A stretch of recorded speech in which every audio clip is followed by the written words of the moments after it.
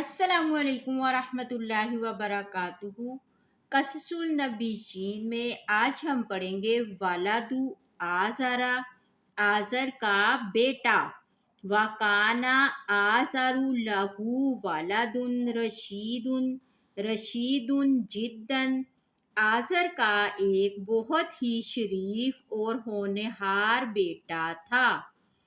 وَكَانَ اسْمُ هَٰذَا الْوَلَدِ ابراہیم، اس بیٹے کا نام ابراہیم تھا۔ وَكَانَ إِبْرَاهِيمُ يَرَى النَّاسَ يَسْجُدُونَ لِلْأَصْنَامِ، ابراہیم لوگوں کو دیکھتا تھا کہ وہ بتوں کو سجدہ کرتے ہیں۔ وَيَرَى النَّاسَ يَعْبُدُونَ الْأَصْنَامِ، اور ان بتوں کی پوجا بھی کرتے ہیں۔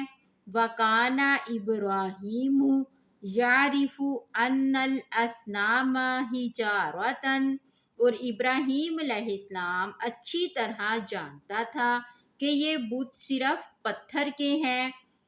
وَكَانَ يَعْرِفُ أَنَّ الْأَصْنَامَ لَا تَتَكَلَّمُ وَلَا تَسْمَعُ، یہ بت نہ بولتے ہیں نہ سنتے ہیں۔ وَكَانَ يَعْرِفُ أَنَّ الْأَصْنَامَ، ابراہیم علیہ السلام یہ جانتا تھا کہ یہ لا نہیں تَضُرُّ وَلَا تَنفَعُ، کہ یہ بت نہ نقصان دے سکتے ہیں اور نہ فائدہ۔ وَكَانَ يَرَىٰ أَنَّ الذُّبَابَ يَجْلِسُ عَلَى الْأَصْنَامِ، اور وہ دیکھتے تھے کہ بتوں پر اگر مکھی بیٹھ جاتی تو وہ اسے بھی اڑا نہیں سکتے تھے۔ فَلَا تَدْفَعُ، کہ نہیں وہ اس کو اڑا سکتے تھے۔ وَكَانَ يَرَى الْفَارَ يَأْكُلُ طَعَامَ الْأَصْنَامِ، کہ چوہا بتوں کے چراوے کا کھانا کھا جاتا تھا۔ فَلَا تَمْنَعُوا، اور وہ اسے روک نہیں سکتے۔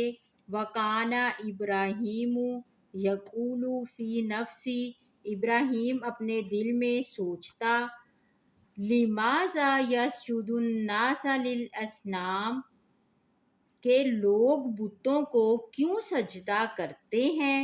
وَكَانَ إِبْرَاهِيمُ يَسْأَلُ نَفْسَهُ، اور ابراہیم اپنے آپ سے سوال کرتا، لِمَاذَا يَسْأَلُ النَّاسُ الْأَصْنَامَ، کہ لوگ بتوں سے کیوں مانگتے ہیں۔